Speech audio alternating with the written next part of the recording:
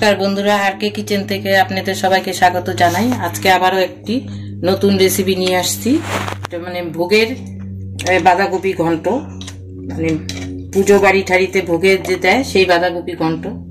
তো আমি কড়াই বসিয়ে দিয়েছি, এর মধ্যে একটু ঘি দিয়ে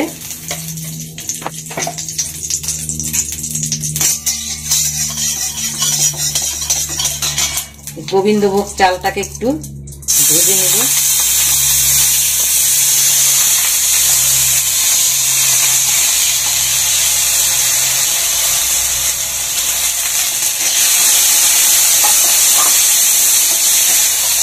আঁচটা একটু মিডিয়াম রেখে সেটাকে ভালো করে ভেজে নেব।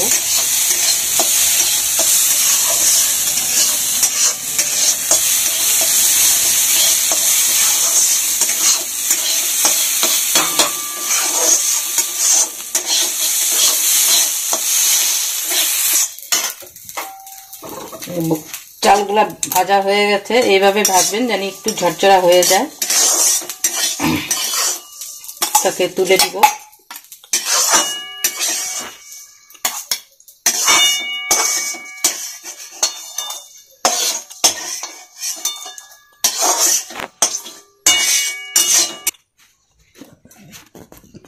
চালগুলো তুলে নিয়েছে, এখন এর মধ্যে একটু সরষের তেল দিয়ে দিব।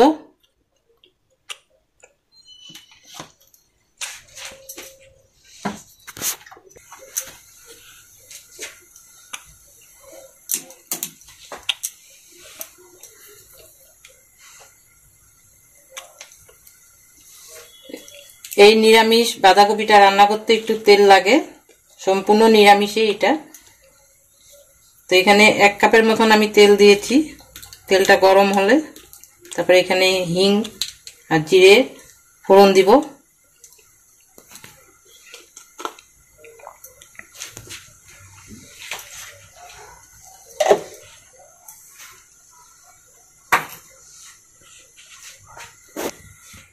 তেল গরম হয়ে গেছে, এখন এখানে জিরে দিয়ে দিচ্ছি 1 চামচ, আর একটা শুকনো লঙ্কা,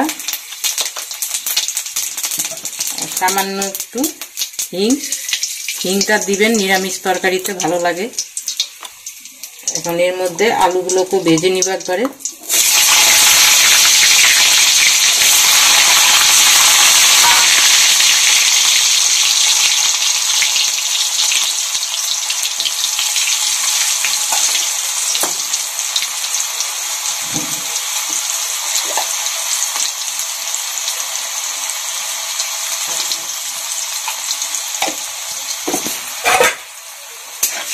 লাল লাল করে ভেজে দেব, পরে তুলব।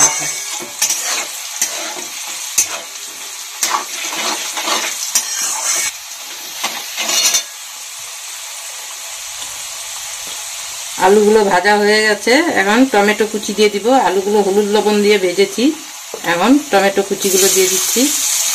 এখানে বড় সাইজের একটা টমেটো,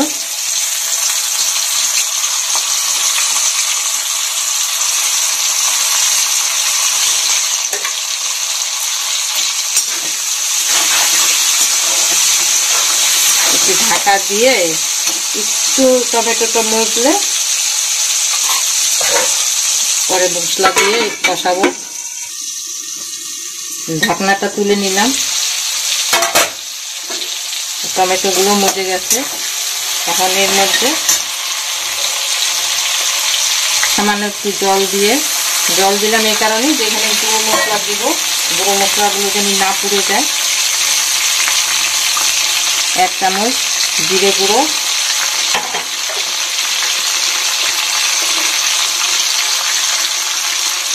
1 চামচের কম একটু জিরে গুঁড়ো,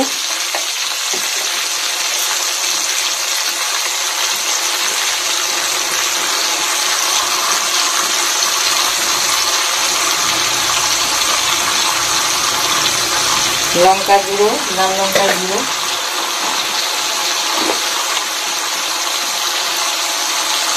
আর কাশ্মীরি লঙ্কার গুঁড়ো 1.5 চামচের মতন।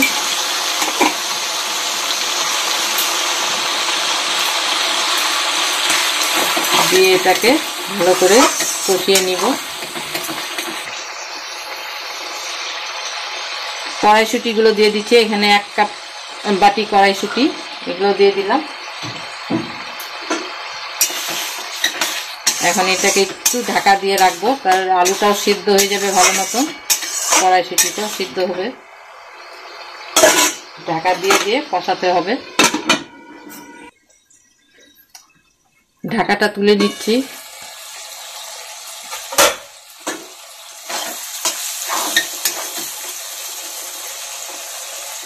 কষানো হয়ে গেছে। এর মধ্যে একটা কাঁচা লঙ্কা দিয়ে দিলাম, 6-7টা কাঁচা লঙ্কা দিয়ে এখন বাঁধাকপিটা দিয়ে দিব। আগে থেকে সিদ্ধ করে রেখেছিলাম।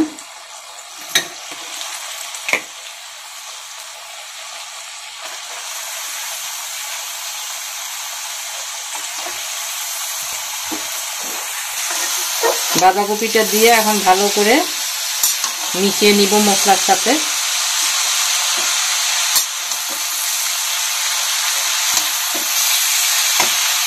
এর মধ্যে একটু নুন দিয়ে দিচ্ছি।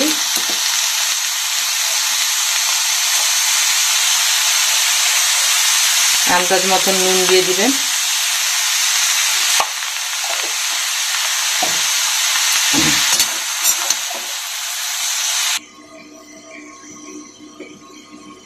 ঢাকাটা তুলে নিয়ে একটু নেড়ে, অনেকটাই মুজে গেছে। এখন এর মধ্যে গোবিন্দভোগ চাল ভেজে রাখা এটা দিয়ে দিলাম।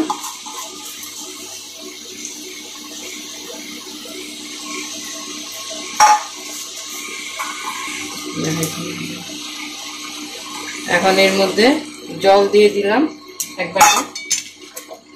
এমনি বাঁধাকপি ঘন্ট করলে জল না দিলেও হতো, কিন্তু আমি ঘিয়ে ভাজা গোবিন্দভোগ চালটা দিয়েছি তো, তাই একটু জল দিলাম, কেননা চালটাও সিদ্ধ হতে হবে।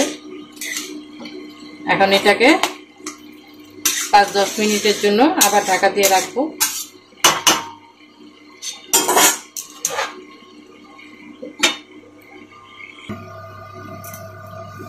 ঢাকাটা তুলে দিলাম।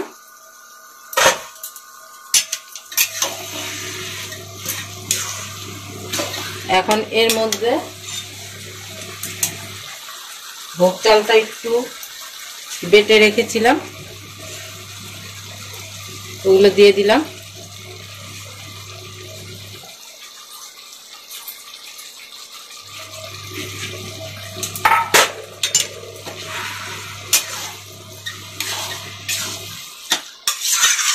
একটু মানে মাখো মাখো টাইপ হবে।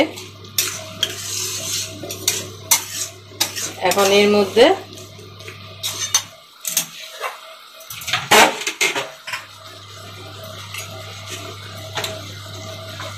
গরম মশলার গুঁড়ো,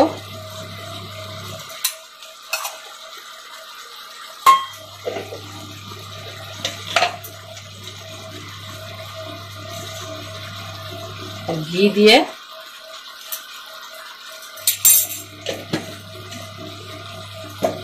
নেড়ে চেড়ে 5 মিনিট একটু ঢাকা দিয়ে রাখবো, তাহলে ঘিয়ের গন্ধ, গরম মশলার গন্ধ এই কপির ভিতরে যাবে।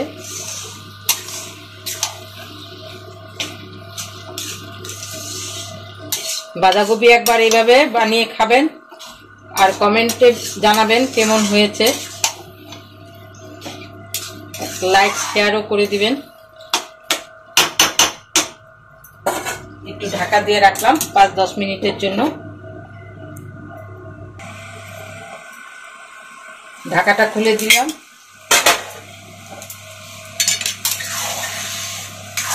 রান্নাও কমপ্লিট। এখন এটাকে সার্ভ করে দিব।